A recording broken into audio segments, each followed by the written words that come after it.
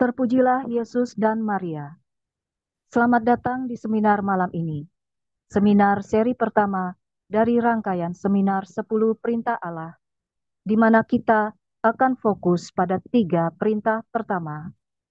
Seminar ini ditujukan untuk Anda, saya, dan seluruh umat manusia, guna membantu kita memeriksa batin kita masing-masing, khususnya hati nurani kita, agar kita dapat mempersiapkan diri dengan baik menghadapi peristiwa peringatan itu, peristiwa pencerahan hati nurani, di mana oleh kuasa ilahi kita diberi rahmat untuk dapat memandang ke dalam diri kita sendiri melalui mata Allah, sebagaimana Allah memandang kita.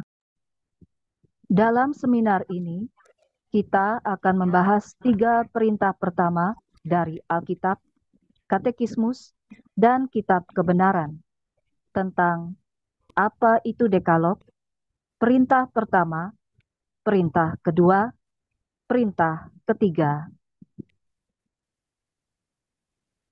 Yesus berkata dalam Kitab Kebenaran, pesan tanggal 8 Juli 2013.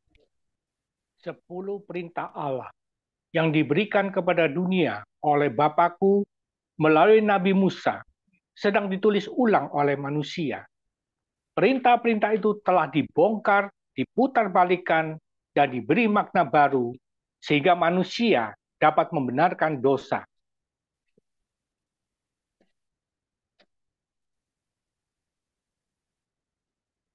Kamu mengidolakan Allah-Allah palsu dan membenarkan hal ini. Kamu hidup dalam kebohongan yang mengerikan ketika kamu menghina Bapakku dengan cara ini.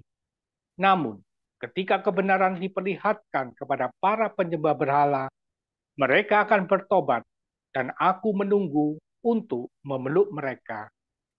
Yesusmu. Katekismus Gereja Katolik. 10 firman itu diucapkan oleh Allah dalam rangka satu teofani. Tuhan telah berbicara berhadapan muka dengan kamu di gunung dan di tengah-tengah api. 10 firman itu termasuk dalam pewahyuan diri Allah dan kemuliaannya. Di dalam firman-firman yang Ia berikan, Allah memberi dirinya sendiri dan kehendaknya yang kudus. Dengan menyatakan kehendaknya, Allah mewahyukan diri kepada umatnya. 10 perintah Allah termasuk dalam wahyu Allah. Pada saat yang sama, mereka mengajarkan kepada kita kemanusiaan sejati manusia. Mereka menyoroti tugas-tugas esensial, dan oleh karena itu, secara tidak langsung, juga hak-hak asasi yang ada di dalam kodrat manusia. Dekalog merupakan ungkapan yang baik sekali tentang hukum moral kodrati. Sejak awal, Allah telah menanamkan firman-firman kodrati ke dalam hati manusia. Pertama-tama, Ia hanya mengingatkan mereka. Inilah Dekalog. Dekalog secara harfiah berarti 10 firman. 10 firman ini Allah wahyukan kepada umatnya di Gunung Sinai. Berbeda dengan perintah-perintah lain yang dicatat oleh Musa, mereka ditulis oleh jari Allah. Karena itu, mereka merupakan kata-kata Allah dalam arti khusus. Mereka diwahyukan kepada kita dalam buku Keluaran dan dalam buku Ulangan. Sudah dalam perjanjian lama buku-buku suci menunjuk kepada 10 firman itu. Tetapi dalam perjanjian baru, dalam Yesus Kristus, disingkapkanlah artinya yang paling dalam.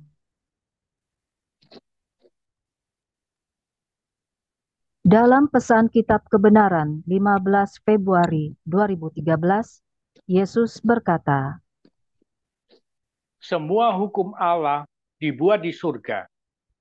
Dosa adalah dosa di mata Allah dan tidak pernah bisa dibenarkan oleh penafsiran manusia. Yesusmu. Lalu, dalam pesan Kitab Kebenaran tanggal 29 Desember 2013, banyak dari mereka yang begitu berpuas diri sehingga tidak peduli dengan sakramen-sakramen dan jarang memperhatikan 10 perintah Allah karena mereka tidak percaya bahwa perintah-perintah itu berlaku bagi mereka saat ini. Yesusmu.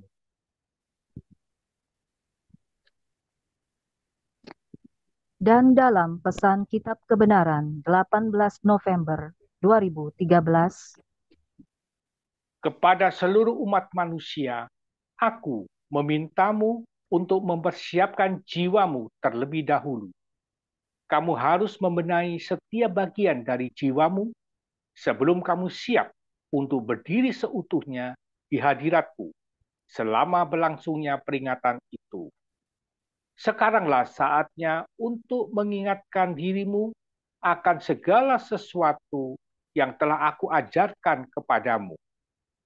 Sekaranglah saatnya untuk memeriksa 10 perintah Allah dan bertanya pada dirimu sendiri, apakah kamu benar-benar telah menjalani hidupmu sesuai dengannya?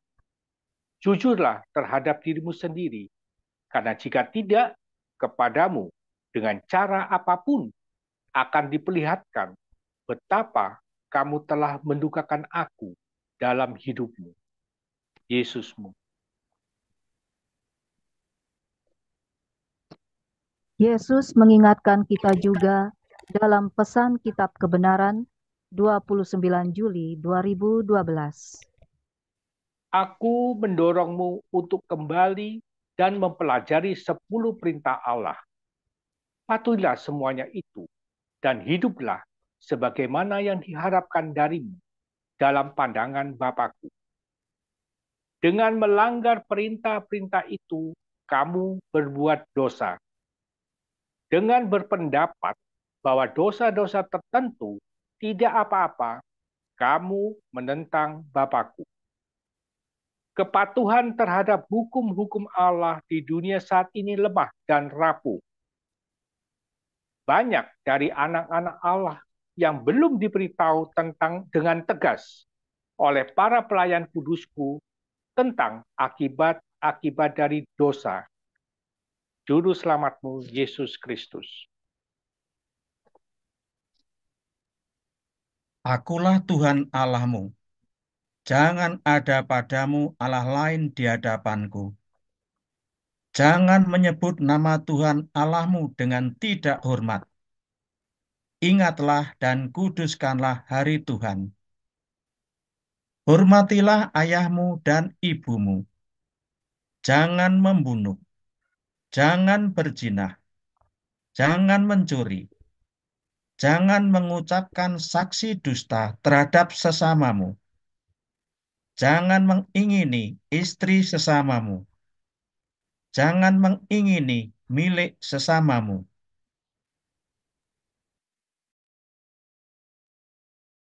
Bunda Keselamatan memberi petunjuk kepada kita dalam Kitab Kebenaran 6 Oktober 2014.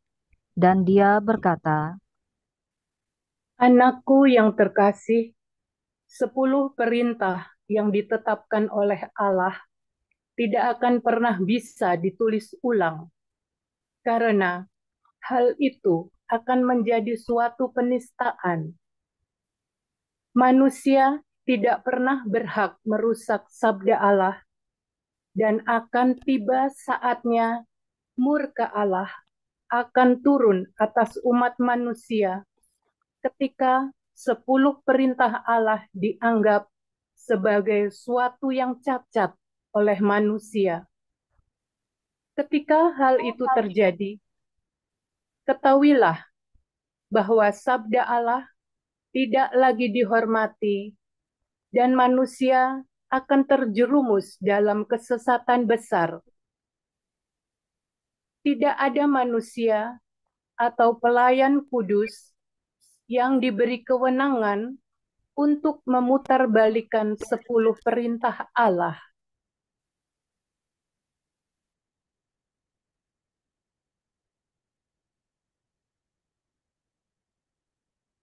Tak ada alasan yang pernah bisa dibuat untuk menyangkal kebenaran sabda Allah. Hukum-hukum Allah akan segera diputarbalikkan oleh jutaan orang. Kemudian, semua orang yang jatuh ke dalam tipu daya ini, yang akan terjadi sebagai akibatnya, akan dibutakan oleh kegelapan. Roh Kudus tidak akan pernah bisa memberi pencerahan kepada mereka yang menyangkal sabda Allah atau yang membenarkan dosa. Ketika Roh Kudus tidak lagi hadir, dan ketika sabda Allah telah disesuaikan untuk memenuhi kebutuhan egois manusia, maka hukum-hukum baru apapun tidak akan ada artinya di mata Allah. Aku memintamu untuk mendaraskan 10 perintah Allah sesering mungkin. Dengan melakukannya, kamu akan tahu apa yang dituntut darimu, sehingga kamu bisa benar-benar melayani Tuhan. Ibumu yang terkasih, Bunda Keselamatan. Perjanjian Lama sebagai pesan keselamatan telah digenapi di dalam Kristus. Tuhan Yesus memberitahu kita, "Janganlah kamu menyangka bahwa aku datang untuk meniadakan hukum Taurat atau kitab para nabi. Aku datang bukan untuk meniadakannya, melainkan untuk menggenapinya." Santo Paulus juga memberitahu kita, jadi hukum Taurat adalah penuntun bagi kita sampai Kristus datang, supaya kita dibenarkan karena iman. Semua perintah dapat diungkapkan dalam 2 kalimat ini. Segala sesuatu yang kamu kehendaki supaya orang perbuat kepadamu, perbuatlah demikian juga kepada mereka. Itulah isi seluruh hukum Taurat dan kitab para nabi. Santo Paulus, karena itu kasih adalah kegenapan hukum Taurat. Kasih dan hukum tidak dapat dipisahkan. Bahkan Tuhan Yesus pun tidak memisahkan keduanya. Hukum harus digenapi karena kasih. Kasih lebih dari sekedar perintah. Jika kamu mengasihi aku, kamu akan menuruti segala perintahku. Barang siapa memegang perintahku dan melakukannya, dialah yang mengasihi aku. Jikalau kamu menuruti perintahku, kamu akan tinggal di dalam kasihku, seperti aku menuruti perintah Bapakku dan tinggal di dalam kasihnya. Sebab inilah kasih kepada Allah, yaitu bahwa kita menuruti perintah-perintahnya. Mengasihi Allah di atas segalanya dan mengasihi sesamamu seperti dirimu sendiri, inilah isi seluruh hukum Taurat dan kitab para nabi.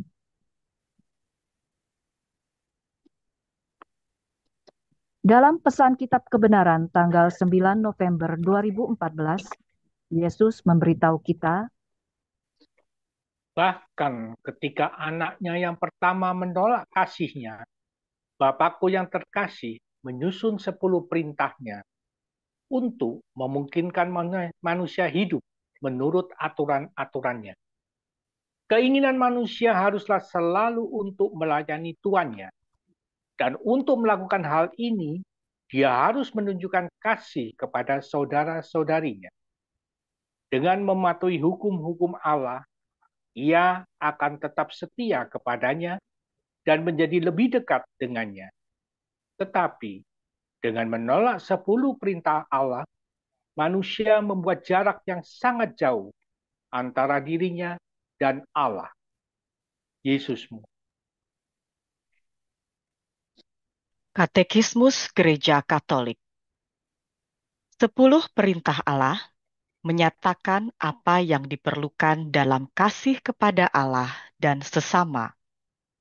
3 perintah pertama berhubungan dengan kasih kepada Allah, dan 7 lainnya berhubungan dengan kasih kepada sesama. Karena kasih mencakup 2 perintah, dan pada keduanya itu Tuhan menggantungkan seluruh hukum Taurat dan kitab para nabi. Demikianlah ke-10 perintah dibagi atas 2 loh batu. 3 ditulis pada 1 batu, dan 7 pada batu yang lainnya. Yesus berkata, "Akulah pokok anggur, dan kamulah ranting-rantingnya. Barang siapa tinggal di dalam aku, dan aku di dalam dia, ia berbuah banyak. Sebab di luar aku, kamu tidak dapat berbuat apa-apa." Buah yang dimaksud dalam perkataan ini ialah kekudusan hidup yang menghasilkan buah karena bersatu dengan Kristus. Ketika kita percaya kepada Yesus Kristus, mengambil bagian dalam misteri-misterinya, dan menjalani perintah-perintahnya, maka Juru Selamat itu sendiri datang untuk mengasihi di dalam kita, Bapanya dan saudara-saudaranya, Bapa kita dan saudara-saudara kita. Pribadinya, melalui Roh Kudus, menjadi aturan hidup dan batin dari aktivitas kita. Inilah perintahku, supaya kamu saling mengasihi, seperti aku telah mengasihi kamu. Yesus memberitahu kita dalam pesan Kitab Kebenaran tanggal 4 September 2011. Dari semua ajaranku, ini adalah salah satu ajaran yang paling sulit, yaitu kasihilah mereka sesamamu seperti dirimu sendiri. Ini jauh lebih sulit dari yang kamu pikirkan. Jika kamu dapat mencapai tindakan kemurahan hati yang besar ini, kamu akan membantuku menggenapi rencanaku untuk menyelamatkan lebih banyak jiwa, guru dan sahabatmu yang terkasih Yesus Kristus. Kitab Kebenaran tanggal 14 Juni 2013 mengingatkan kita akan perkataan Yesus. Adalah penting untuk berusaha menunjukkan sebanyak mungkin cinta dan kasih sayang terhadap satu sama lain, sebagaimana kamu berharap diperlakukan demikian olehku ketika aku datang untuk menghakimi. Setiap hari, bagi setiap perbuatan yang kamu lakukan, haruslah kamu bertanya pada diri sendiri, apakah ini menyenangkan hati Allah? Apakah aku sudah cukup berusaha untuk mengikuti perintah-perintah Allah? Apakah aku melanggar hukum Allah? Dan jika ya, apa konsekuensinya? Yesusmu.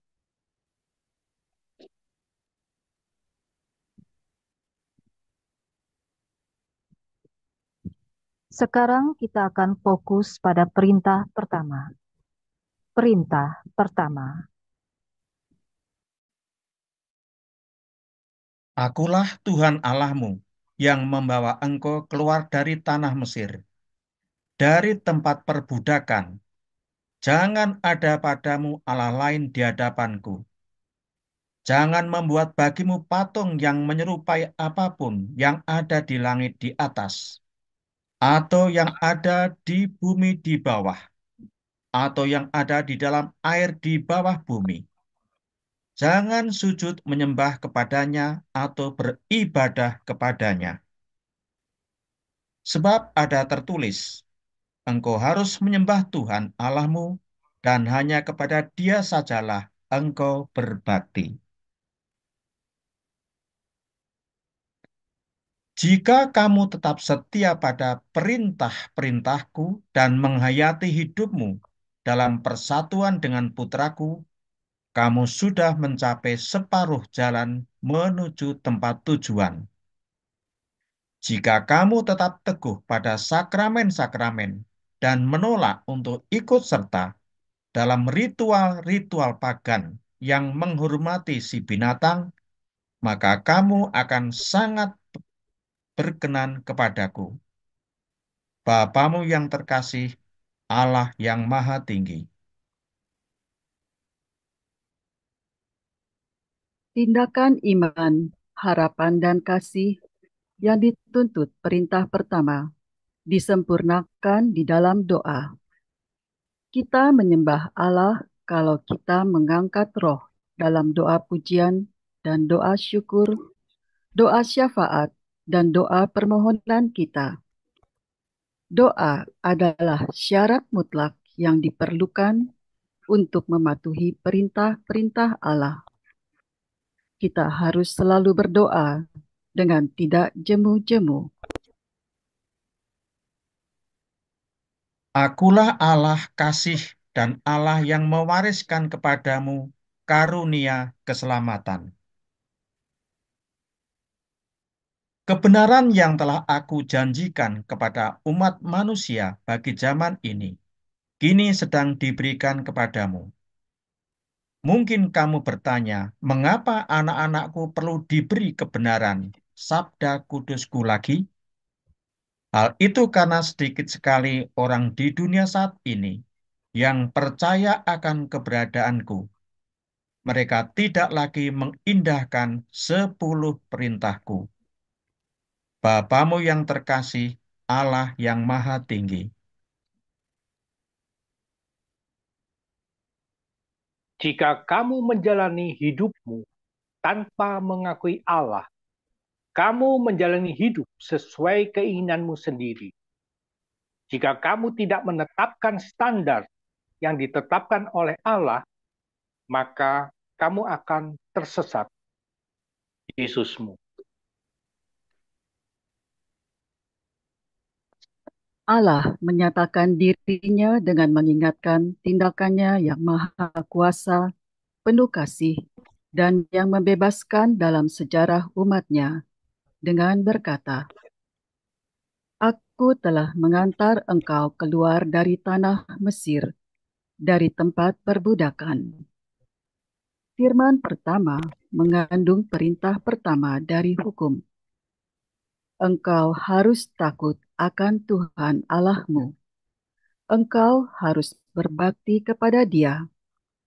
Janganlah kamu mengikuti Allah lain. Panggilan pertama dan tuntutan yang adil dari Allah ialah supaya manusia menerimanya dan menyembahnya. Hari ini putriku, aku meminta kepada semua orang yang berkata bahwa mereka tidak percaya akan Allah. Jika kamu tidak percaya akan Allah, kini aku harus menjelaskan bagaimana kamu dapat mengetahui bahwa Allah itu benar-benar ada. Allah ada dalam diri setiap orang yang lahir di dunia ini, terlepas dari keyakinan mereka atau keyakinan orang tua mereka. Allah menghadirkan dalam setiap bentuk kehidupan rasa kagum dan takjub yang tidak akan pernah gagal menciptakan perasaan cinta yang kuat dalam jiwa terhadap ciptaan Allah lainnya, Yesusmu. Aku adalah yang awal dan aku adalah yang akhir. Semua berawal dan berakhir bersamaku. Ketika kamu menempatkan allah-allah palsu di hadapanku dan melakukan hal ini karena keinginan egoismu untuk mencari kesenangan, kekuasaan, dan kendali atas takdirmu, maka kamu bersalah karena melanggar perintah pertamaku. Bapamu yang terkasih, Allah yang Maha Tinggi. Di dalam perintah pertama tercakup perintah iman, harapan, dan kasih. Ketika kita mengatakan Allah, kita mengakui suatu keberadaan yang konstan, tidak berubah, selalu sama, setia dan adil, tanpa kejahatan apapun. Oleh karena itu, kita harus menerima perkataannya dan memiliki keyakinan penuh kepadanya, serta mengakui otoritasnya. Dia Maha Kuasa, Maha Kasih, dan Maha Pemurah. Siapa yang tidak dapat menaruh semua harapan kepadanya? Siapa yang tidak dapat mengasihinya ketika merenungkan harta kebaikan dan kasih yang telah dicurahkannya kepada kita? Itulah sebabnya Allah menggunakan rumus dalam kitab suci di awal dan di akhir perintah-perintahnya. Akulah Tuhan. Iman. Jika kamu memandang kehidupan dengan cara yang sederhana, menghormati Allah Bapa, pencipta segala sesuatu, dan mematuhi perintah-perintahnya, maka kamu akan menjadi seperti anak kecil lagi. Kamu akan menjadi murni, penuh kasih, tulus hati, dan bebas dari kedengkian. Setelah itu, kamu akan diberi kekuatan Roh Kudus sehingga imanmu tidak akan tergoyahkan. Yesusmu yang terkasih. Kehidupan moral kita bersumber dari iman kepada Allah yang menyatakan kasih-Nya kepada kita. Santo Paulus berbicara tentang ketaatan iman sebagai kewajiban pertama kita. Dalam kenyataan, ia melihat bahwa tidak mengenal Allah adalah alasan dan penjelasan untuk segala kesalahan susila. Terhadap Allah, kita mempunyai kewajiban supaya percaya kepadanya dan memberi kesaksian tentang Dia. Perintah pertama menuntut dari kita supaya memupuk iman kita, merawatnya dengan hati-hati, dan berjaga-jaga, serta menolak segala sesuatu yang bertentangan dengannya. Orang dapat berdosa melawan iman dengan berbagai cara. Keraguan iman yang disengaja berarti kurang bergairah atau malahan menolak untuk menerima yang benar apa yang Allah wahyukan dan apa yang gereja sampaikan untuk dipercaya. Keraguan yang tidak disengaja mencakup kelambanan untuk percaya, kesukaran untuk mengatasi keberatan-keberatan terhadap iman, atau juga rasa takut yang ditimbulkan oleh kegelapan iman. Kalau keraguan-raguan itu dipelihara dengan sengaja, ia akan membawa menuju kebutaan rohani. Ketidakpercayaan berarti tidak menghiraukan kebenaran yang diwahyukan atau menolak dengan sengaja untuk menerimanya. Disebut bidah kalau menyangkal atau meragukan dengan tegas suatu kebenaran yang sebenarnya harus diimani dengan sikap iman ilahi dan Katolik sesudah penerimaan sakramen pembaptisan. Disebut murtad kalau menyangkal iman kepercayaan Kristiani secara menyeluruh. Disebut skisma kalau menolak ketaklukan kepada Sri Paus atau persekutuan dengan anggota-anggota gereja yang takluk kepadanya. Harapan. Bagi mereka di antaramu yang sangat menderita dan mungkin telah kehilangan semua harapan dalam hidup, ketahuilah bahwa kamu ada di hatiku, dan aku merasakan secara mendalam kepedihanmu. Aku menderita di dalam dirimu. Janganlah pernah putus asa, karena aku memiliki sebuah tempat bagimu di dalam firdausku. Jika kamu putus asa, kamu berpaling dari masa depanmu yang penuh dengan cahayaku. Masa depan ini adalah anugerahku bagimu, dan semuanya adalah milikku, Yesusmu.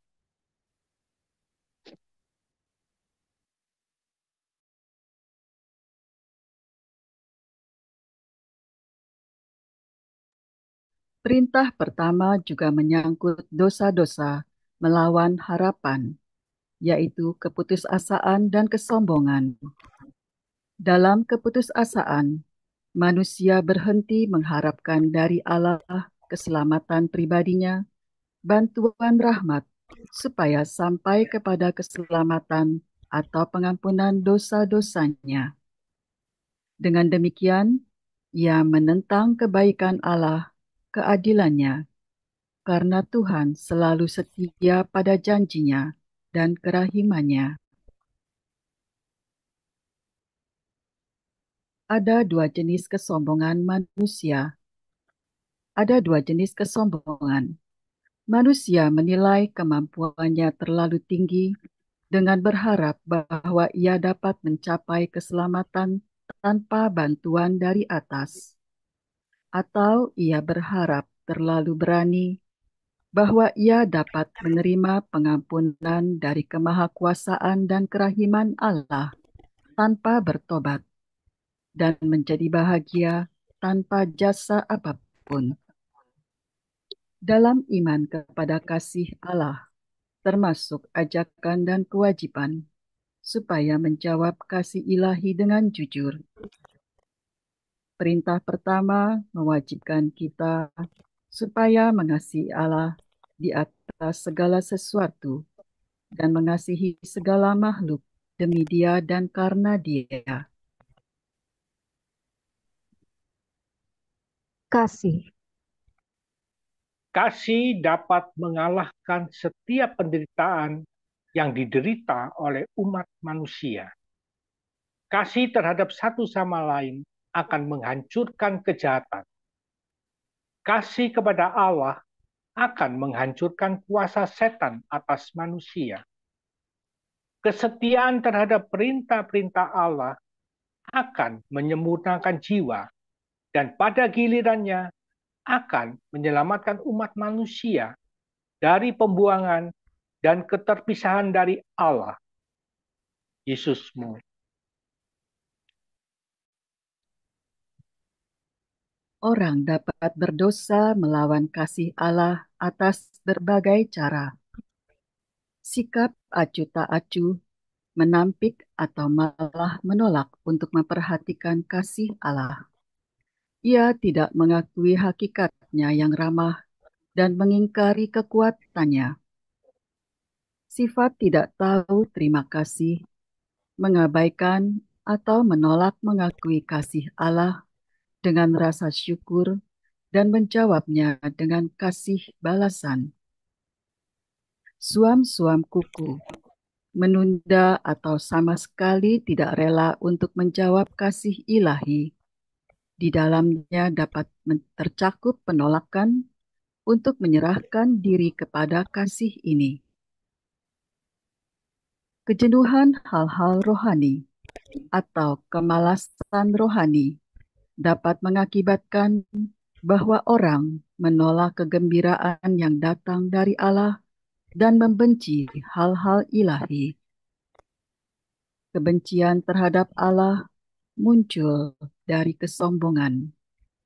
Ia menantang kasih Allah, yang kebaikannya ia pungkiri dan kutuki, karena Allah melarang dosa-dosa dan menjatuhkan hukuman atasnya.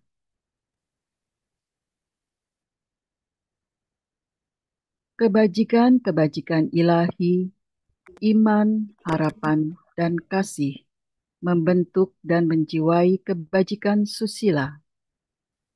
Karena itu, kasih mendesak kita untuk memberi kepada Allah apa yang sepantasnya harus kita berikan kepadanya. Kebajikan hormat kepada Allah membuat kita siap mengambil sikap ini. Penyembahan. Tindakan pertama kebajikan hormat kepada Allah ialah penyembahan. Menyembah Allah berarti mengakui Dia sebagai Allah, sebagai pencipta dan penyelamat, Tuhan dan Guru dari segala sesuatu yang ada, sebagai kasih yang tak terbatas dan penuh kerahiman. Yesus mengutip buku Ulangan dan berkata, "Engkau harus menyembah Tuhan Allahmu, dan hanya kepada Dia sajalah engkau berbakti." Doa. Tindakan iman, harapan, dan kasih yang dituntut perintah pertama disempurnakan di dalam doa. Kita menyembah Allah kalau kita mengangkat roh dalam doa pujian dan doa syukur, doa syafaat, dan doa permohonan kita. Doa adalah satu prasyarat yang mutlak perlu untuk menghayati perintah-perintah Allah. Orang harus selalu berdoa dengan tidak jemu-jemu. Kita harus selalu berdoa dan jangan berkecil hati. Berjaga-jagalah senantiasa sambil berdoa, supaya kamu beroleh kekuatan untuk luput dari semua yang akan terjadi itu, dan supaya kamu tahan berdiri di hadapan Anak Manusia. Mintalah, maka akan diberikan kepadamu.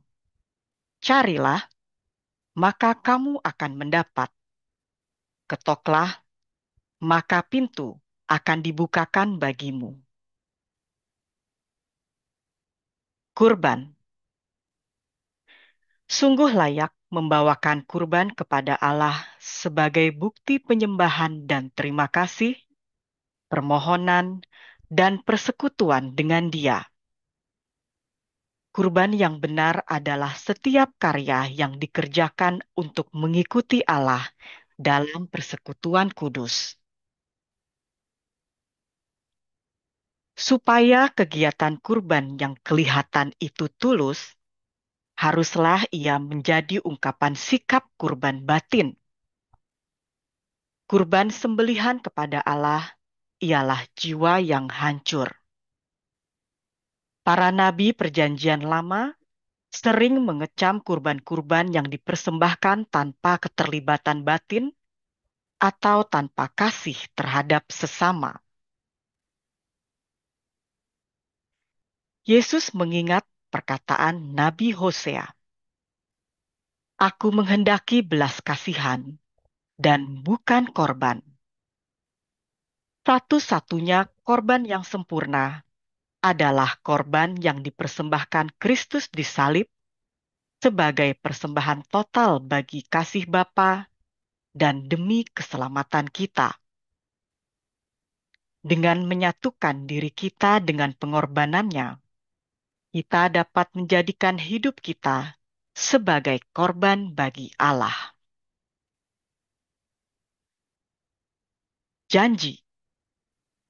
Dalam berbagai kesempatan, seorang Kristen diminta untuk mengucapkan janji kepada Allah. Pembaptisan dan penguatan, perkawinan, dan tahbisan selalu berhubungan dengan janji semacam itu. Karena kesalehan pribadi, warga Kristen juga dapat menjanjikan satu perbuatan, satu doa, satu sedekah, satu ziarah, atau yang semacam itu kepada Allah. Dengan memenuhi janji yang telah dibuat kepada Allah, terbuktilah penghormatan yang harus diberikan kepada keagungan Allah dan kasih kepada Allah yang setia. Kaul. Kaul-kaul untuk hidup seturut nasihat-nasihat Injil dijunjung tinggi gereja.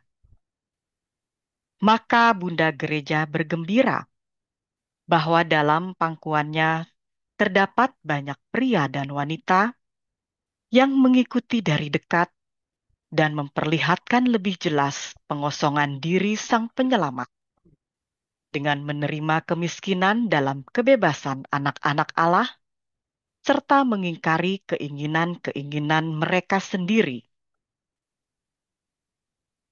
Mereka itulah yang demi Allah tunduk kepada manusia dalam mengejar kesempurnaan melampaui apa yang diwajibkan untuk lebih menyerupai Kristus yang taat. Dalam situasi tertentu, gereja dapat memberikan dispensasi dari kaul dan janji karena alasan-alasan yang wajar.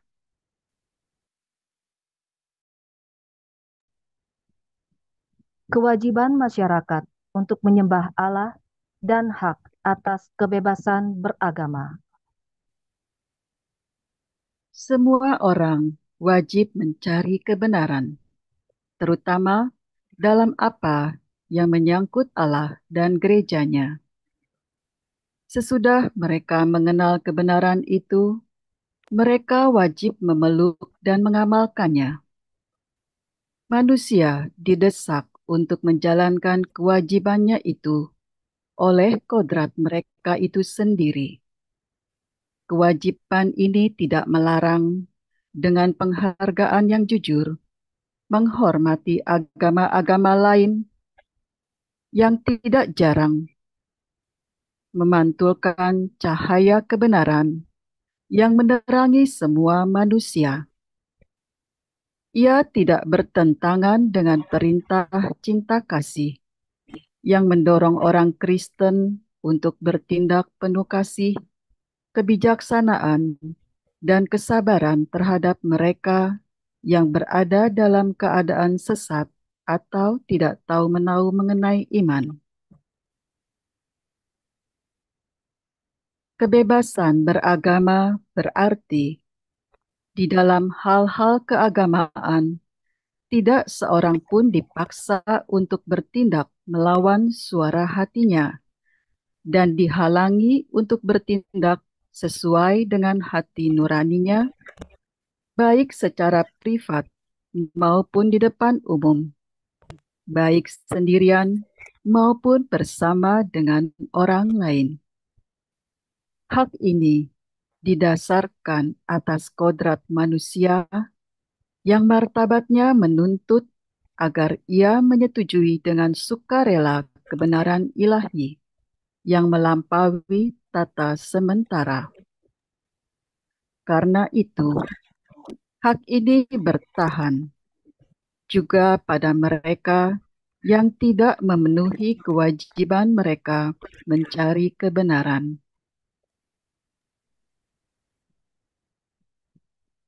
Jangan ada padamu Allah lain di hadapanku. Aku adalah Allah Bapa. Aku adalah aku. Aku adalah penciptamu. Alfa dan Omega.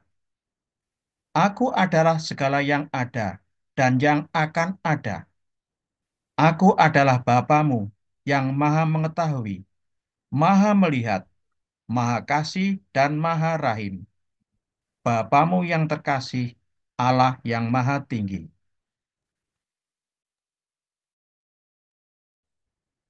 Perintah pertama melarang menghormati Allah-Allah lain di samping Tuhan yang Esa yang telah mewahyukan diri kepada umatnya. Ia melarang tahayul dan ketidakpercayaan. Tahayul boleh dikatakan suatu religiositas yang berlebihan dan tidak normal. Ketidakpercayaan terlalu sedikit, satu kebiasaan buruk yang berlawanan dengan keutamaan menghormati Allah. Percaya sia-sia. Percaya sia-sia adalah satu langkah sesat dalam perasaan religius dan tindakan yang diwajibkan oleh perasaan itu. Ia juga dapat merembes masuk ke dalam penghormatan yang kita berikan kepada Allah yang benar. Demikian umpamanya, kalau suatu arti magis diberikan untuk tindakan tertentu yang sebenarnya halal atau perlu.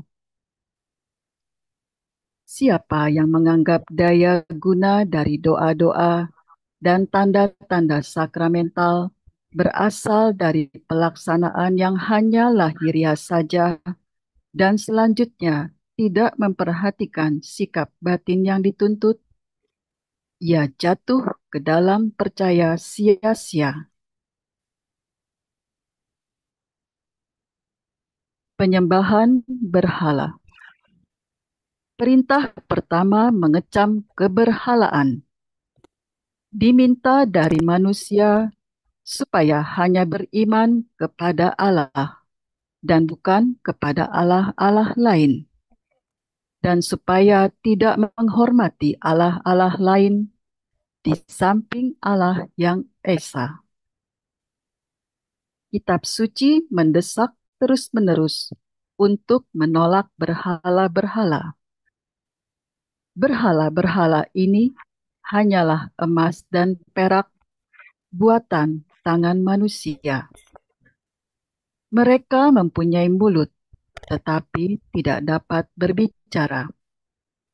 Mempunyai mata, tetapi tidak dapat melihat. Berhala-berhala yang kosong ini membuat para penyembahnya menjadi kosong. Seperti itulah jadinya orang-orang yang membuatnya dan semua orang yang percaya kepadanya. Sebaliknya, Allah adalah Allah yang hidup, yang memberi hidup dan yang campur tangan di dalam sejarah.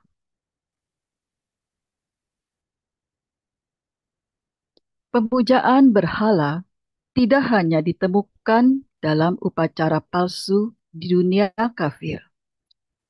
Ia juga merupakan satu godaan yang terus-menerus bagi umat beriman. Pemujaan berhala itu ada apabila manusia menghormati dan menyembah suatu hal tercipta sebagai pengganti Allah. Apakah itu dewa-dewa atau setan-setan atau kekuasaan kenikmatan, bangsa, nenek moyang, negara, uang, atau hal-hal semacam itu. Kamu tidak dapat mengabdi kepada Allah dan kepada Mamon. Demikian kata Yesus. Banyak martir yang meninggal karena mereka tidak menyembah binatang. Malahan, mereka juga menolak menyembahnya, walaupun hanya dengan berpura-pura saja. Pemujaan berhala tidak menghargai Allah sebagai Tuhan yang satu-satunya. Dengan demikian, ia mengeluarkan orang dari persekutuan dengan Allah. Ramalan dan sihir. Allah dapat mewahyukan masa depan kepada para nabi dan orang-orang kudus lainnya. Namun, sikap Kristen ialah menyerahkan masa depan dengan penuh kepercayaan kepada penyelenggaraan ilahi dan menjauhkan diri dari tiap rasa ingin tahu yang tidak sehat. Siapa yang kurang waspada dalam hal ini bertindak tanpa tanggung jawab.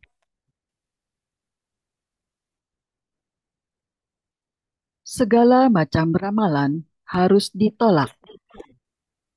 Mempergunakan setan dan roh jahat, pemanggilan arwah atau tindakan-tindakan lain yang tentangnya orang berpendapat tanpa alasan, seakan-akan mereka dapat membuka tabir masa depan. Di balik horoskop, astrologi, membaca tangan, penafsiran pratanda dan orakel, paranormal dan menanyai medium, terselubung kehendak supaya berkuasa atas waktu, sejarah, dan akhirnya atas manusia. Demikian pula keinginan menarik perhatian kekuatan-kekuatan gaib. Ini bertentangan dengan penghormatan dalam rasa takwa yang penuh kasih yang hanya kita berikan kepada Allah.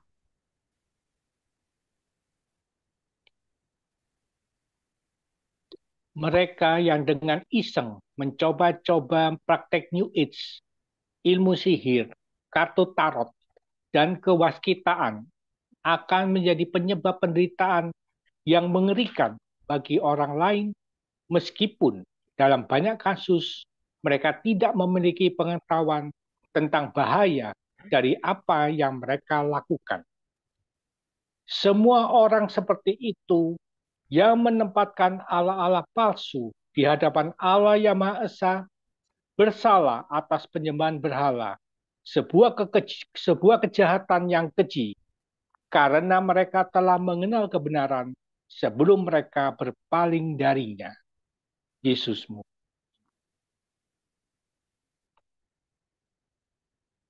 Banyak orang yang dalam mencari hiburan untuk mengisi kekosongan jiwa mereka, melakukannya dengan memuja patung-patung Buddha yang menjadi pusat dari kehidupan mereka, rumah mereka, dan tempat kerja mereka.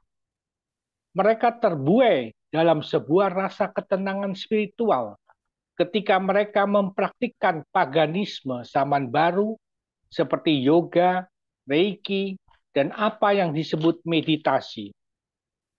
Penggunaan kartu tarot, yoga, reiki, dan jenis meditasi tertentu yang memeluk praktik-praktik pagan akan mencemari kamu, Yesusmu.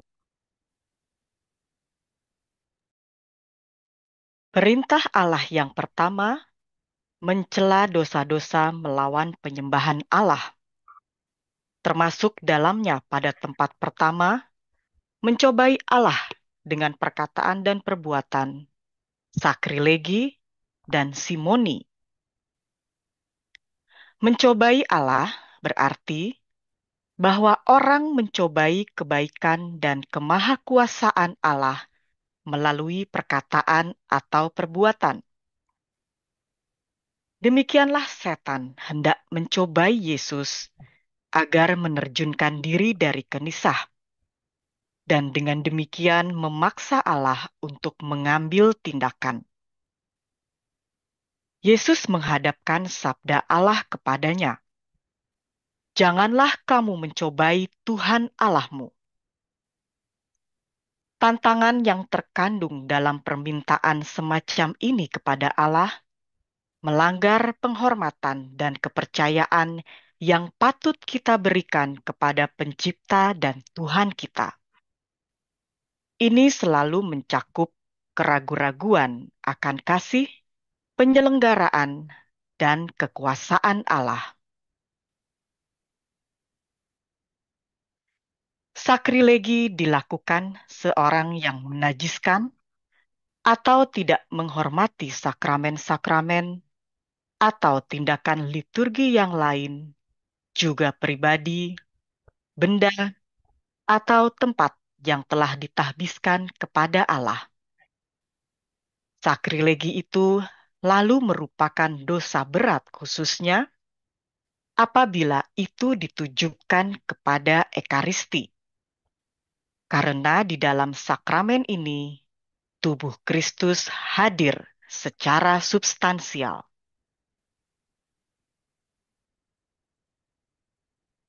Simoni terdiri dari penjualan atau pembelian barang-barang rohani. Kepada Simon tukang sihir yang hendak membeli kekuasaan rohani, yang menurut penglihatannya bekerja di dalam para rasul, Santo Petrus berkata, "Binasalah kiranya uangmu itu bersama dengan engkau, karena engkau menyangka bahwa engkau dapat membeli karunia Allah dengan uang." Ia berpegang pada kata-kata Yesus, "Kamu telah memperoleh dengan cuma-cuma, karena itu berikanlah pula dengan cuma-cuma." Orang tidak dapat mencaplok barang-barang rohani dan berbuat seolah-olah ialah pemilik dan tuannya, karena barang-barang itu berasal dari Allah. Orang hanya dapat menerimanya sebagai hadiah dari Allah. Ateisme. Banyak di antara orang-orang zaman sekarang sama sekali tidak menyadari hubungan dan kehidupan yang mesra dengan Allah itu atau tegas-tegas menolaknya. Sehingga sekarang ini ateisme memang termasuk kenyataan yang paling gawat dan perlu diselidiki dengan lebih cermat. Karena ateisme menyangkal atau menolak keberadaan Allah. Ia adalah dosa melawan keutamaan penyembahan pada Allah. Agnostisisme. Agnostisisme mempunyai beberapa bentuk. Kadang, seorang agnostik menolak untuk menyangkal Allah dan malahan menuntut keberadaan satu wujud transenden. Tetapi, wujud ini tidak dapat mewahyukan diri dan tidak ada seorang pun dapat mengatakan sesuatu tentangnya. Dalam kasus lain, orang agnostik tidak mengambil sikap terhadap keberadaan Allah, karena menurut mereka tidak mungkin untuk membuktikannya ataupun sekedar mengiyakan atau menyangkal.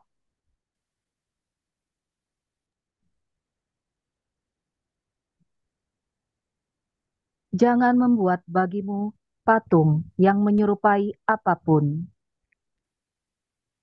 Berhala-berhala seperti itu yang disajikan kepadamu sebagai kebenaran hanyalah tanah liat. Mereka itu terbuat dari kayu. Mereka bukanlah apa-apa. Tidak memiliki makna apapun. Tidak ada rahmat yang akan dipancarkannya. Allah, satu Allah yang sejati, tak akan hadir di dalam gereja-gereja mereka. Hanya Allah yang hidup yang bisa hadir di dalam gereja-gerejaku. Ketika Allah Bapa menyaksikan penghinaan terakhir ini, Dia akan membuang mereka yang menghidupkan praktik-praktik penyembahan berhala ini. Yesusmu.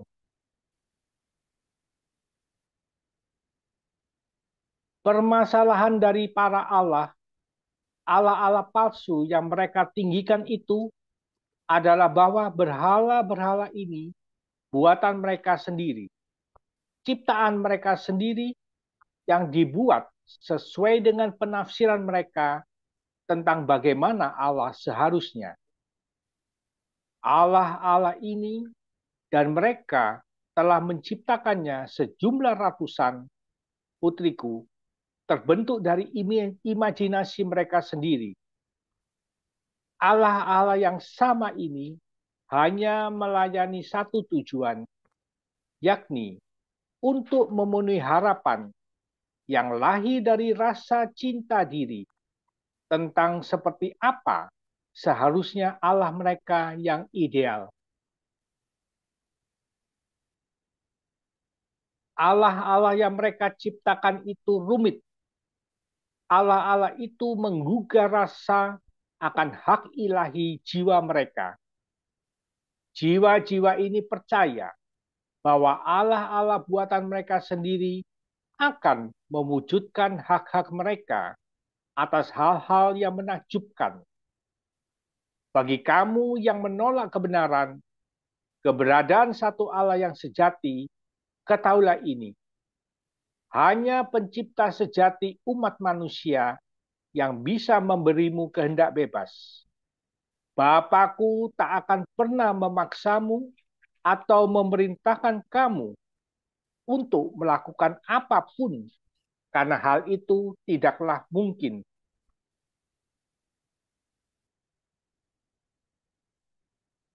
Ketika kamu meminta kepada Allah-Allah palsu untuk memberimu kekayaan, membuatmu sukses, atau ketika kamu mencari bantuan, kamu bersikap egois.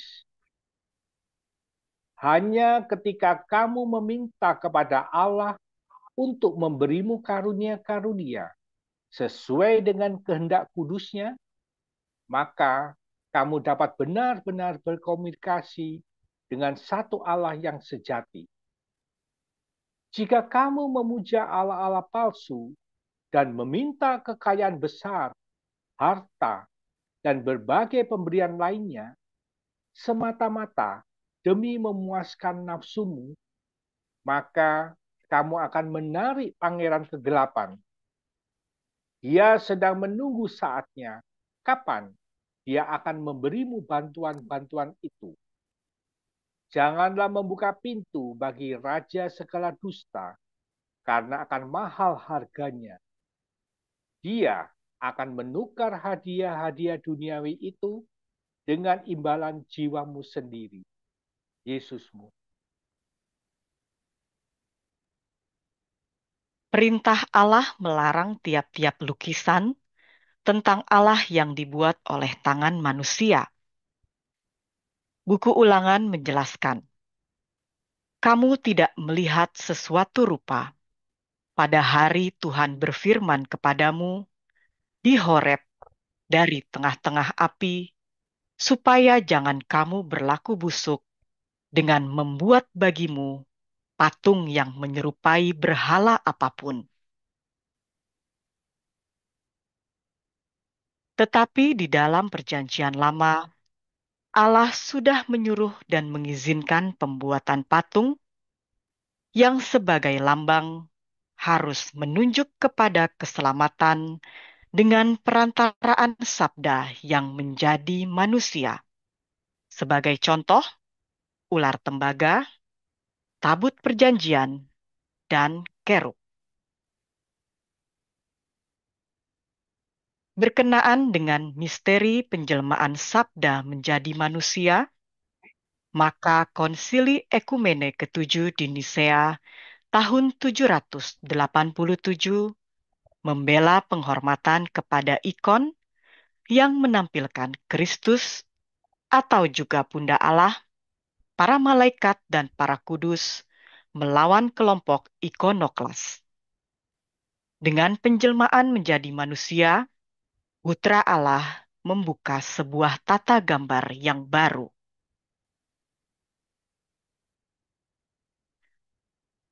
Penghormatan Kristen terhadap gambar tidak bertentangan dengan perintah pertama yang melarang patung berhala. Karena penghormatan yang kita berikan kepada satu gambar menyangkut gambar asli di baliknya, dan siapa yang menghormati gambar, menghormati pribadi yang digambarkan di dalamnya. Penghormatan yang kita berikan kepada gambar-gambar suci adalah satu penghormatan yang khidmat, bukan penyembahan. Penyembahan hanya boleh diberikan kepada Allah.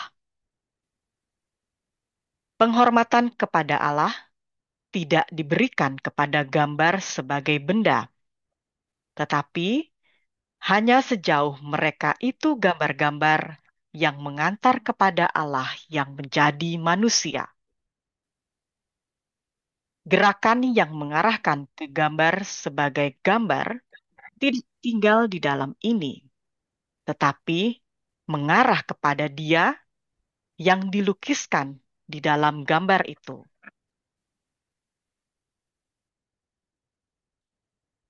Dosa narsisme akan semakin meningkat di akhir zaman ini, di mana banyak orang akan memastikan bahwa demi penampilan mereka, kesejahteraan, dan keegoisan mereka, mereka tidak segan-segan mengorbankan teman-teman dan bahkan keluarga mereka sendiri. Cinta diri dianggap sebagai sifat yang terpuji di dunia saat ini. Pengejaran keuntungan pribadi ini tidak akan pernah terpuaskan karena setan akan memastikan bahwa orang-orang ini akan berusaha lebih dan lebih keras lagi.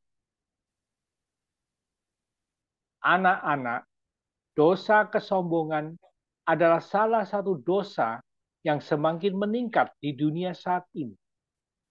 Jangan membiarkan bentuk perilaku ini sebagai bagian dari kehidupanmu sehari-hari. Begitu banyak anak muda yang menggunakan figur-figur yang disebut kesempurnaan fisik ini sebagai tujuan yang ingin mereka capai. Namun, jika kamu mau membuka mata dan melihat hal itu apa adanya, perilaku mereka patut disayangkan. Itu adalah pelanggaran terhadap perintah pertama. Dan jika orang-orang seperti itu tetap bertahan di jalan ini, mereka akan ditarik oleh sang penipu ke dalam kekacauan yang lebih jauh. Narsisme dapat dilihat di semua bidang kehidupan, termasuk politik, mode, media, sinema, dan bahkan di dalam gerejaku sendiri. Kerendahan hati tidak dapat dicapai jika kamu menderita narsisme. Dan tanpa kerendahan hati, kamu tidak dapat memasuki kerajaan Bapakku, Juru Selamatmu yang penuh kasih, Yesus Kristus. Ketidaktaatan kepada Allah merajalela saat ini. Begitu sedikitnya perhatian diberikan terhadap perintah-perintahnya. Dan ini berarti bahwa manusia tidak akan mematuhi setiap perintah dari 10 perintah Allah. Ketika perintah pertama dilanggar oleh gerejaku di bumi, benteng terakhir Bapakku atas anak-anaknya, dunia akan menyaksikan hukuman terburuk sejak air bah dulu. Begitu paganisme mencengkeram gerejaku, ini akan menandai babak terakhir Yesusmu.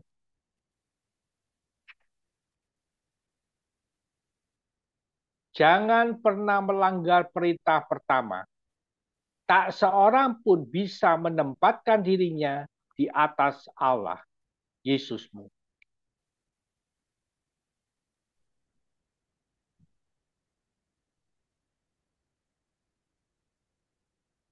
Perintah kedua, Jangan menyebut nama Tuhan Allahmu dengan sembarangan. Kamu telah mendengar pula yang difirmankan kepada nenek moyang kita. Jangan bersumpah palsu. Tetapi aku berkata kepadamu, janganlah sekali-kali bersumpah. Kamu Kau mengutuk Allah dan bersumpah menggunakan namaku dengan cara yang paling tidak sopan setiap harinya. Namun, kamu tidak mau berbicara kepadaku dengan cara yang aku inginkan. Ketika kamu memfitnah orang lain, kamu memfitnah aku. Ketika kamu merusak reputasi orang lain, kamu menghancurkan kasihku, Yesusmu. Mereka berkali-kali menggunakan namaku dengan cara yang tidak hormat. Dan namaku disebut dalam kutukan yang dimuntahkan oleh orang-orang yang kerasukan setan, Yesusmu.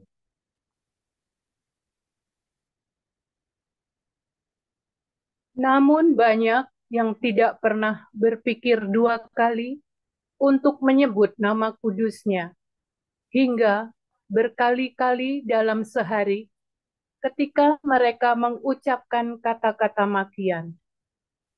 Namanya sering diucapkan, namun bukan dengan cara yang semestinya. Ibumu yang terkasih di surga, Bunda keselamatan.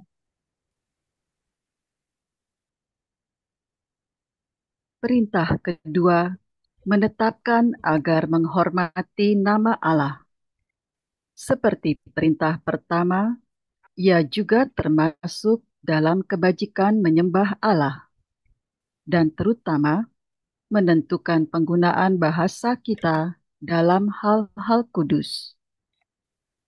Di antara semua sabda wahyu, nama Allah yang diwahyukan mendapat tempat yang sangat khusus. Allah mempercayakan namanya kepada mereka yang percaya kepadanya. Ia memberi diri kepada mereka supaya mengenalnya dalam misteri pribadinya. Penyerahan nama itu merupakan tanda kepercayaan dan persahabatan. Nama Allah itu kudus. Karena itu, manusia tidak boleh menyalahgunakannya. Ia harus mengenangkannya dalam penyembahan yang kusuk dan penuh kasih. Ia hanya boleh menggunakannya untuk memuja, mengagungkan, dan memuliakan Allah. Umat beriman harus memberi kesaksian tentang nama Allah dengan mengakui imannya tanpa takut.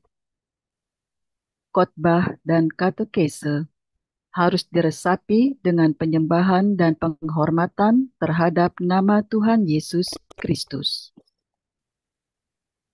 Perintah kedua, melarang penyalahgunaan nama Allah. Artinya, setiap pemakaian yang tidak pantas mengenai nama Allah, nama Yesus Kristus, juga nama perawan Maria, dan semua orang kudus. Menghujat Allah adalah pelanggaran langsung terhadap perintah kedua. Menghujat Allah berarti orang secara batin atau secara lahir mengeluarkan kata-kata kebencian, celaan, tantangan terhadap Allah, berbicara yang buruk tentang Allah, kurang hormat dalam pembicaraan tentang Allah, dan menyalahgunakan nama Allah. Santo Yakobus menegur mereka yang menghujat nama yang mulia, yang olehnya kamu menjadi milik Allah. Larangan menghujat Allah mencakup juga kata-kata terhadap gereja Kristus, orang-orang kudus, atau benda-benda kudus. Yang menyalahgunakan nama Allah untuk menutup-nutupi perbuatan yang jahat, memperhamba bangsa-bangsa, menyiksa manusia atau membunuhnya, juga menghujat Allah. penyalahgunaan nama Allah untuk melakukan kejahatan menyebabkan kebencian terhadap agama. Menghujat Allah bertentangan dengan penghormatan yang harus diberikan kepada Allah dan namanya yang kudus. Dengan sendirinya, itu adalah dosa berat. Perintah kedua, melarang sumpah palsu.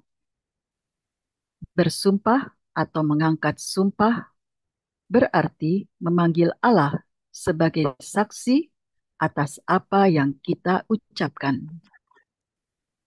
Itu berarti memanggil kebenaran ilahi supaya ia menjamin kejujuran orang yang bersumpah. Sumpah mewajibkan atas nama Tuhan. Engkau harus takut akan Tuhan Allahmu.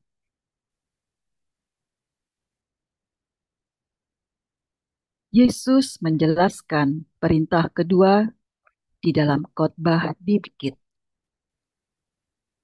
Kamu telah mendengar pula yang difirmankan kepada nenek moyang kita. Jangan bersumpah palsu, melainkan peganglah sumpahmu di depan Allah. Tetapi aku berkata padamu, janganlah sekali-kali bersumpah. Jika ya, hendaklah kamu katakan ya. Jika tidak, hendaklah kamu katakan tidak. Apa yang lebih daripada itu berasal dari si jahat. Yesus mengajarkan bahwa tiap sumpah melibatkan Allah dan bahwa kehadiran Allah dan kebenarannya di dalam tiap perkataan harus dipegang dengan hormat. Hanya dengan penuh kesadaran menggunakan kata Allah dalam pembicaraan, itulah yang sesuai dengan penghormatan kepada kehadirannya yang disaksikan atau diperolok oleh tiap ungkapan kita.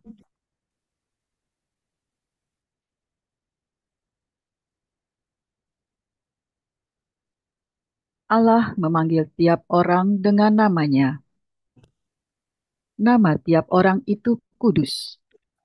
Nama itu serupa ikon pribadi. Sebagai tanda martabat, orang yang memakainya, nama harus dihargai. Nama yang telah diterima adalah nama untuk selama-lamanya. Di dalam kerajaan surga, sifat yang penuh rahasia dan unik dari tiap pribadi yang ditandai dengan nama Allah akan bersinar dalam terang yang penuh. Barang siapa menang, kepadanya akan kuberikan batu putih yang di atasnya tertulis nama baru yang tidak diketahui oleh siapapun selain oleh yang menerimanya. Dan aku melihat sesungguhnya anak domba berdiri di Bukit Sion, dan bersama-sama dengan dia 144.000 orang, dan di dahi mereka tertulis namanya dan nama Bapanya.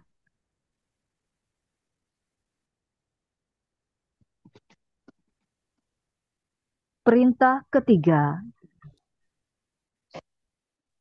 Ingatlah dan kuduskanlah hari Tuhan.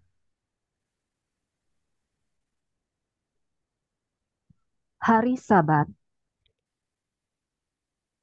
Bagi kamu yang menerima kebenaran dan tidak lagi meluangkan waktu untuk menghormati aku pada hari Sabat, karena kamu mengutamakan kebutuhanmu sendiri di atas aku. Kamu sangat menyakiti aku karena kamu sudah tahu bahwa kamu adalah anak-anak Allah. Kamu telah meninggalkan rumah bapamu, dan kamu hanya akan kembali ketika kamu tidak memiliki atap di atas kepalamu. Dan aku akan menunggu untuk menyambutmu kembali, Yesusmu.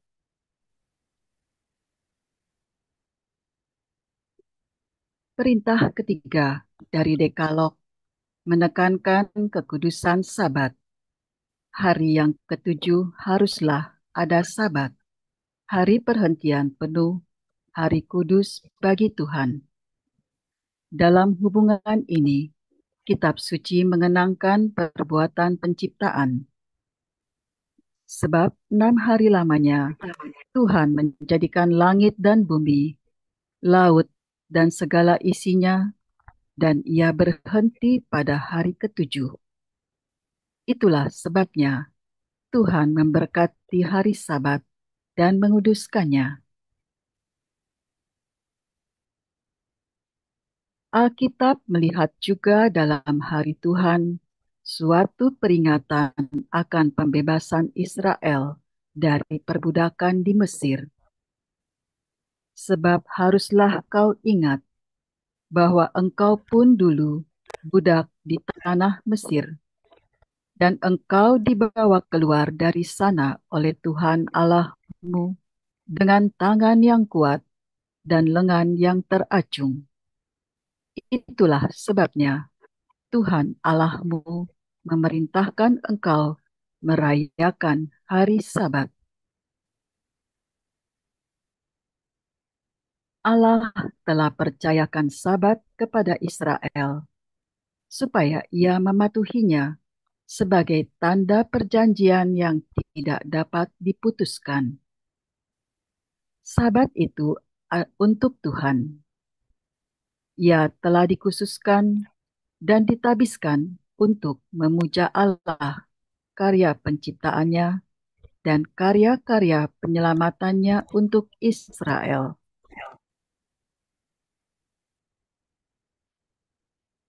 Perbuatan Allah adalah contoh untuk perbuatan manusia.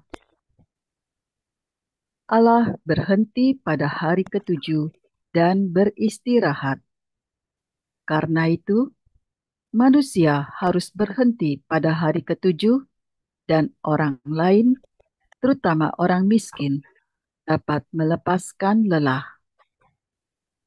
Sabat menghentikan sebentar pekerjaan sehari-hari dan memberi istirahat. Itulah hari protes terhadap kerja paksa dan pendewaan uang.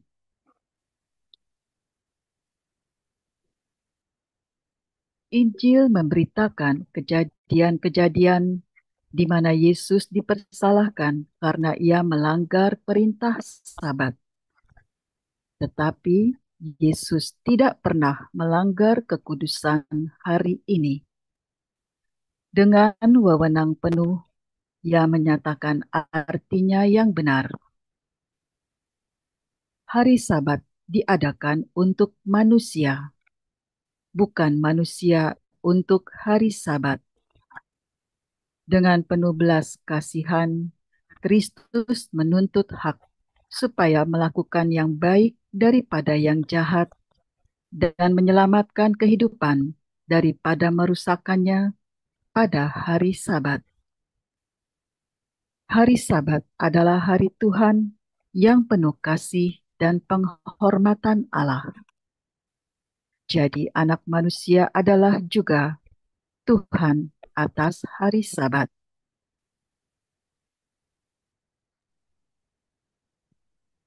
Hari Tuhan, inilah hari yang dijadikan Tuhan. Marilah kita bersorak-sorak dan bersukacita karenanya. Yesus telah bangkit dari antara orang mati pada hari pertama minggu itu. Sebagai hari pertama, hari kebangkitan Kristus mengingatkan kita akan penciptaan pertama. Hari Minggu jelas berbeda dari hari Sabat. Sebagai gantinya, dalam memenuhi perintah hari Sabat, ia dirayakan oleh orang Kristen setiap minggu pada hari sesudah hari Sabat. Dalam Paskah Kristus, Hari Minggu memenuhi arti rohani dari hari Sabat Yahudi dan memberitakan istirahat manusia abadi di dalam Allah. Tatanan hukum mempersiapkan misteri Kristus, dan ritus-ritusnya menunjukkan lebih dahulu kehidupan Kristus.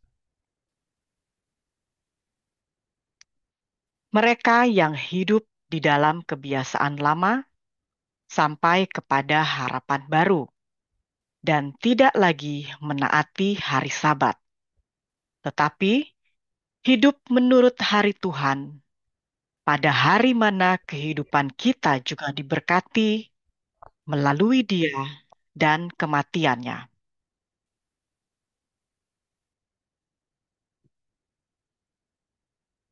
Perayaan hari Minggu berpegang pada peraturan susila yang dari kodratnya telah ditulis dalam hati manusia,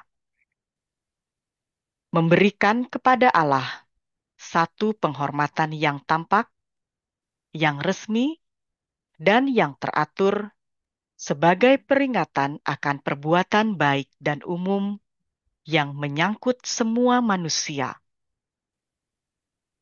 Perayaan hari Minggu memenuhi perintah yang berlaku dalam Perjanjian Lama, yang irama dan artinya ia ambil alih kalau ia merayakan pencipta dan penebus umatnya tiap minggu.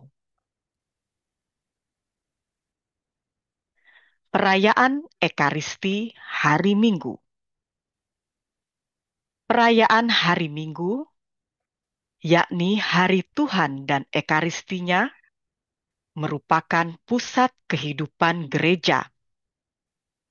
Hari Minggu, di mana dirayakan misteri Paskah dari tradisi apostolik, harus dipertahankan sebagai hari pesta wajib yang paling pertama di seluruh gereja. Begitu pula harus dipertahankan sebagai pesta wajib pesta kelahiran Tuhan kita Yesus Kristus, pesta penampakan Tuhan, pesta kenaikan Tuhan, pesta tubuh dan darah Kristus, pesta Santa Perawan Maria Bunda Allah, pesta Santa Perawan Maria dikandung tanpa dosa dan diangkat ke surga, pesta Santo Yosef, pesta Rasul Santo Petrus dan Paulus, dan akhirnya pesta semua orang kudus.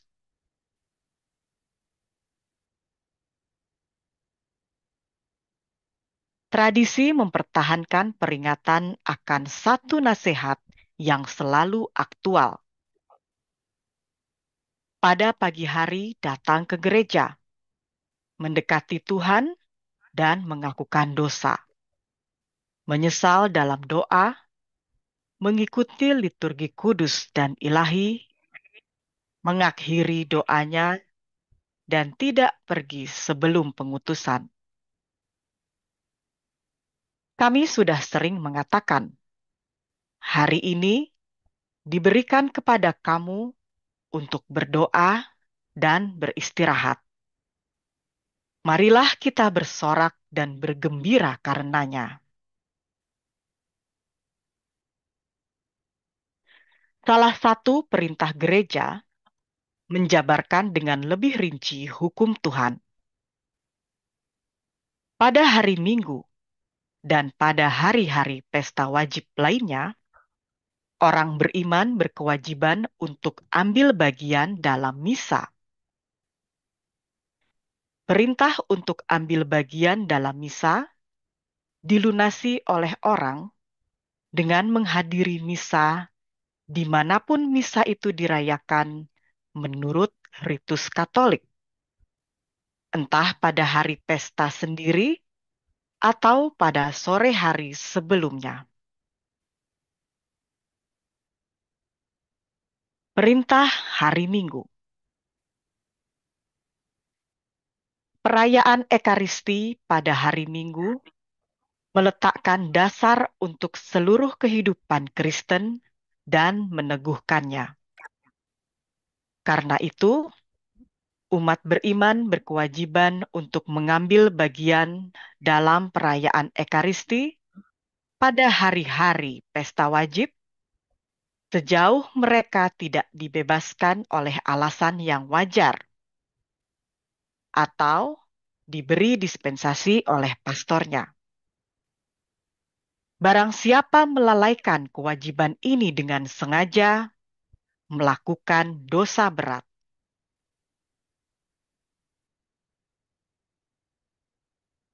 Mengambil bagian pada perayaan Ekaristi pada hari Minggu secara bersama memberi kesaksian tentang keanggotaan dan kesetiaan kepada Kristus dan gerejanya. Sebagaimana Allah berhenti pada hari ketujuh, setelah ia menyelesaikan seluruh pekerjaannya, demikianlah kehidupan manusia mendapat iramanya melalui pekerjaan dan istirahat. Adanya hari Tuhan memungkinkan bahwa semua orang memiliki waktu istirahat dan waktu senggang yang cukup untuk merawat kehidupan keluarganya, kehidupan kultural, sosial, dan keagamaan. Pada hari Minggu dan hari-hari pesta wajib lainnya, hendaknya umat beriman tidak melakukan pekerjaan dan kegiatan-kegiatan yang merintangi ibadat yang harus dipersembahkan kepada Tuhan atau merintangi kegembiraan hari Tuhan atau istirahat yang dibutuhkan bagi jiwa dan raga. Kewajiban-kewajiban keluarga atau tugas-tugas sosial yang penting memaafkan secara sah perintah mengikuti istirahat pada hari Minggu. Tetapi, umat beriman harus memperhatikan bahwa pengampunan yang sah tidak boleh dijadikan kebiasaan yang merugikan penghormatan kepada Allah, kehidupan keluarga, dan kesehatan. Kasih akan kebenaran mendorong untuk mencari waktu senggang yang kudus. Kasih persaudaraan mendesak untuk menerima pekerjaan dengan sukarela. Orang Kristen harus berusaha agar hari Minggu dan hari-hari pesta gereja diakui sebagai hari libur umum sambil memperhitungkan kebebasan beragama dan kesejahteraan umum bagi semua. Mereka harus memberi teladan publik mengenai doa, penghormatan, dan kegembiraan, dan membela adat kebiasaan mereka sebagai sumbangan yang sangat bernilai bagi kehidupan rohani dari masyarakat manusia.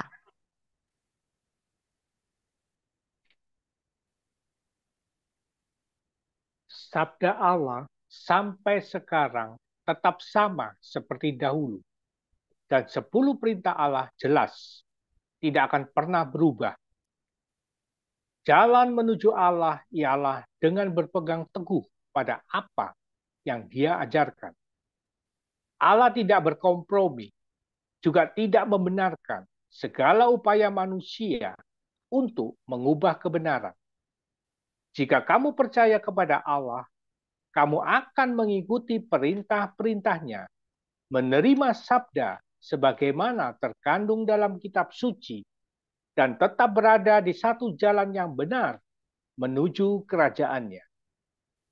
Berbahagialah orang yang benar, karena melalui sikap tunduknya kepada Allah, dia akan menerima kunci surga. Yesusmu yang terkasih. Pesan terakhir dan instruksi dari Tuhan Yesus. Pembacaan pesan. Mereka membenarkan dosa supaya mereka tidak perlu mengubah hidup mereka. 16 Januari 2015. Putriku yang terkasih, kehendakku tidak akan pernah bisa dikalahkan karena kekekalannya.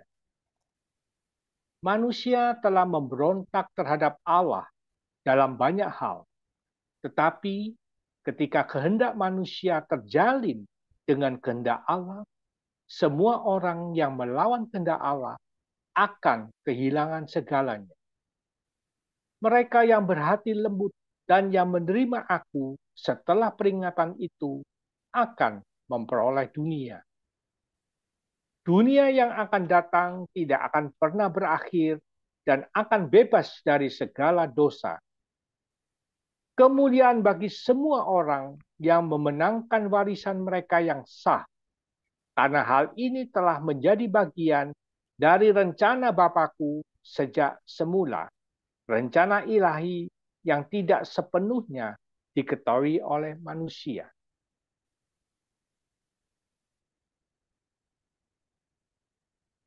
Adalah penting bagi kamu masing-masing untuk melawan godaan dosa, meskipun ini tidak akan pernah mudah. Teruslah berseru kepadaku ketika kamu yakin bahwa kamu telah bersalah kepadaku. Aku selalu ada dan akan mengampuni segala dosamu, kecuali dosa kekal penghujatan terhadap Roh Kudus. Yang perlu kamu lakukan hanyalah mengulurkan tanganmu kepadaku. Dunia milikku ini penuh dengan kejahatan, tipu daya, dan roh jahat. Tetapi kasih juga ada di dalamnya. Kasih yang dimiliki manusia terhadap saudaranya lah yang membuat aku selalu hadir di antara kamu, dan doalah yang menjauhkan kejahatan. Aku tidak memintamu untuk menyerahkan hidupmu dalam doa sepanjang hari, setiap hari, karena bukan itu yang kuminta darimu. Yang kuminta adalah agar kamu berseru kepadaku untuk memohon bantuanku, dan agar kamu memuliakan Allah. Untuk memenuhi janjiku kepada dunia dan memastikan bahwa kamu semua dapat memperoleh hidup kekal, yang perlu kamu lakukan hanyalah mematuhi hukum-hukum Allah sebagaimana ditetapkan dengan jelas dalam 10 perintah Allah. Ikutlah aku, Yesusmu, dan ingatlah segala sesuatu yang telah aku ajarkan kepadamu. Tak ada gunanya menyatakan bahwa kamu mengasihi aku jika kamu menolak sabda Allah. Hendaklah kamu saling mengasihi terlebih dahulu dan memperlakukan orang lain sebagaimana kamu memperlakukan dirimu sendiri. Hiduplah menurut sabdaku melalui pikiran, perbuatan, dan tindakanmu. Maka kamu akan benar-benar menjadi milikku. Kebencian tidak berperan dalam karyaku, meskipun segala sesuatu yang kukatakan ketika aku hidup di bumi menuai banyak kritikan, karena orang-orang tidak ingin mengubah hidup mereka. Saat ini, sabdaku ditolak karena orang-orang tidak ingin mengikuti kebenaran. Sebaliknya, mereka membenarkan dosa, sehingga mereka tidak perlu mengubah hidup mereka. Jadi, tidak ada yang benar-benar berubah. Perbudakan dosa, di mana manusia mengikatkan dirinya pada pengaruh setan, kini lebih kuat daripada sebelumnya. Lepaskanlah dirimu sekarang dan carilah aku. Ingatlah bahwa dosa-dosamu hanya dapat diampuni ketika kamu masih hidup, bukan setelah kamu meninggalkan dunia ini. Kapankah manusia akan menerima sabda Allah dan sadar bahwa segala sesuatu yang dia katakan adalah benar? Semua yang dia katakan akan dia lakukan. Itu benar. Dan semua yang aku katakan kepadamu sekarang adalah benar. Sayangnya, banyak dari kamu yang tidak akan pernah mendengarkan. Dan pada saat kamu menyadari kebenaran, saat itu sudah terlambat. Kamu harus melindungi masa depanmu sekarang dengan hidup menurut sabda Allah, Yesusmu. Marilah kita hening sejenak dan merenungkan pesan yang baru saja kita dengarkan.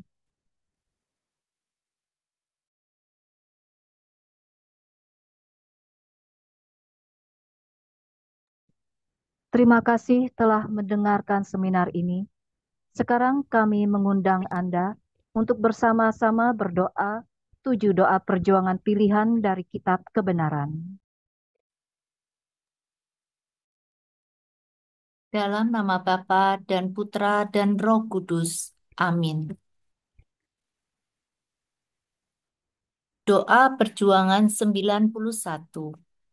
Agar aku tetap setia pada imanku. Oh Bunda keselamatan yang terberkati, lindungilah aku di saat aku memerlukannya, saat aku berhadapan dengan kejahatan. Tolonglah aku untuk mempertahankan sabda Allah dengan kekuatan dan keberanian, tanpa rasa takut apapun dalam jiwaku. Doakanlah agar aku tetap setia pada ajaran Kristus dan dapat menyerahkan sepenuhnya segala ketakutanku, kekhawatiranku, dan kesedihanku seutuhnya. Tolonglah agar aku dapat berjalan maju tanpa rasa takut di jalan yang sepi ini.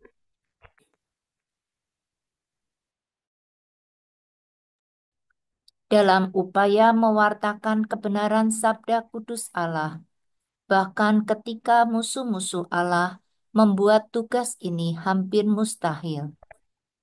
Oh Bunda terberkati, aku mohon agar melalui pengantaraanmu, iman seluruh umat Kristen tetap kuat setiap saat, selama berlangsungnya penganiayaan ini. Amin. Doa perjuangan 121. Kesetiaan kepada pasukan Yesus Kristus.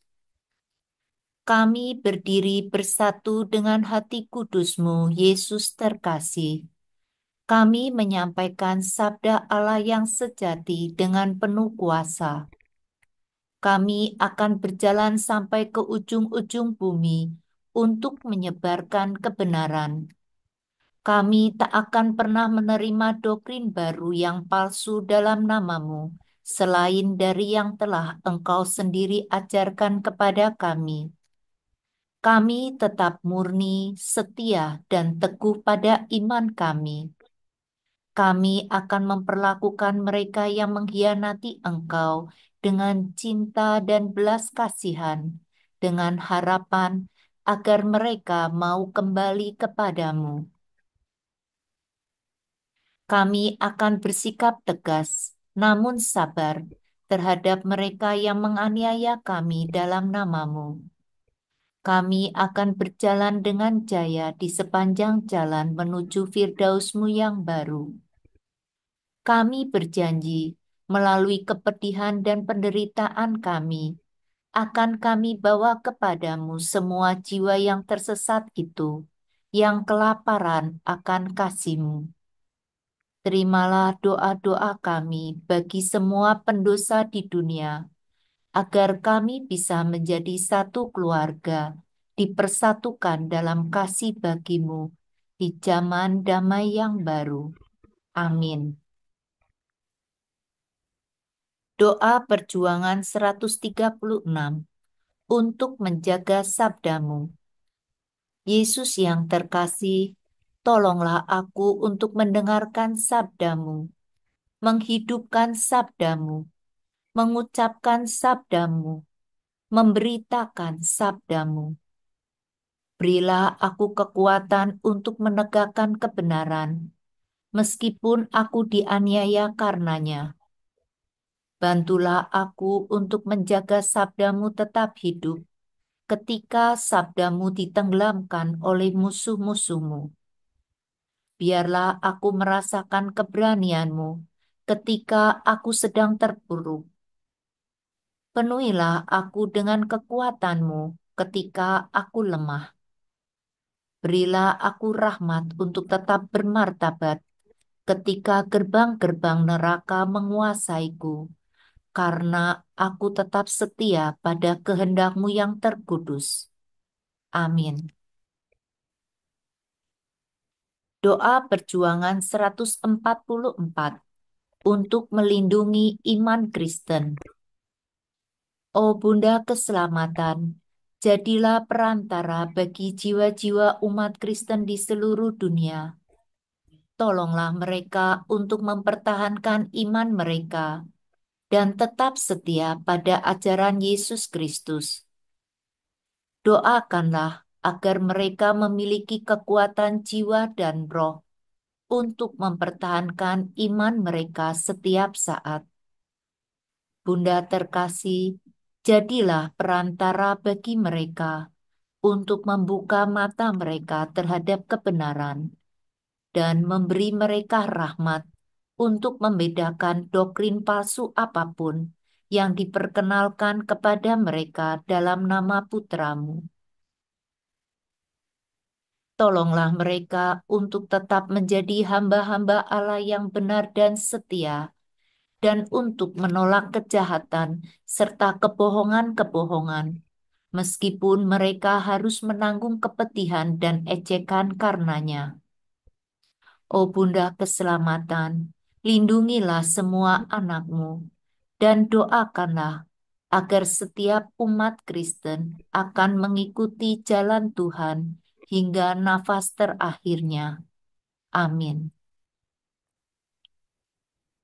Doa perjuangan 145. Penuhilah aku dengan karunia kasih-Mu. Yesus yang terkasih, penuhilah aku bejana yang kosong ini dengan karunia kasih-Mu. Banjirilah jiwaku dengan kehadiran-Mu. Tolonglah aku untuk mengasihi orang lain sebagaimana Engkau mengasihi aku. Tolonglah aku untuk menjadi bejana kedamaian-Mu, ketenangan-Mu, dan kerahiman-Mu. Bukalah hatiku selalu bagi penderitaan orang lain, dan berilah aku rahmat untuk mengampuni mereka yang menolak Engkau dan yang bersalah kepadaku. Tolonglah aku untuk mewartakan kasih-Mu melalui teladan, sebagaimana yang akan Engkau lakukan jika Engkau menjadi diriku. Amin. Doa perjuangan 161. Memohon kepercayaan dan kedamaian. Yesus, aku mengandalkan Engkau. Tolonglah aku untuk lebih mengasihi-Mu. Penuhilah aku dengan keyakinan untuk berserah diri dalam persatuan yang penuh dan pasti dengan-Mu. Bantulah aku untuk menumbuhkan kepercayaanku kepadamu selama masa-masa sulit. Penuhilah aku dengan damai-Mu. Aku datang kepadamu, Yesus terkasih, sebagai seorang anak yang bebas dari semua ikatan duniawi, bebas dari syarat apapun, dan aku menyerahkan kehendakku kepadamu untuk melakukan apa yang menurut Engkau baik bagiku dan bagi jiwa-jiwa lainnya. Amin. Doa Litani 3 untuk mempertahankan sabda Allah. Oh Yesus yang terkasih, lindungilah kami dari semua kebohongan yang melukai hati Allah. Lindungilah kami dari setan dan pasukannya. Bantulah kami agar lebih mengasihi-Mu. Topanglah kami dalam pertempuran kami. Pertahankanlah kami dalam iman kami. Pimpinlah kami ke tempat perlindungan-Mu yang aman. Tolonglah kami untuk bangkit dan mempertahankan kehendak kudus-Mu. Teguhkanlah tekad kami untuk menjadi murid-murid-Mu yang sejati. Berilah kami keberanian, berilah kami kepercayaan diri. Bimbinglah kami di jalan kebenaran. Belalah kami terhadap musuh kami. Curahkanlah rahmat perlindungan-Mu atas kami. Tolonglah kami untuk menghindari godaan. Bawalah kami lebih dekat kepada hati kudus-Mu. Tolonglah kami agar tetap setia kepadamu setiap saat. Amin. Dalam nama Bapa dan Putra dan Roh Kudus. Amin. Terima kasih atas kehadiran Anda semua pada seminar hari ini. Kami juga ingin mengingatkan Anda bahwa untuk persiapan yang baik, Anda perlu mengakui dosa-dosa di sepanjang hidup Anda dan melakukan pengakuan dosa secara teratur setidaknya sebulan sekali. Kami berharap dapat bertemu kembali dengan Anda di seminar kedua tentang perintah keempat dan kelima dalam seri 10 perintah Allah ini. Selamat malam, Tuhan memberkati.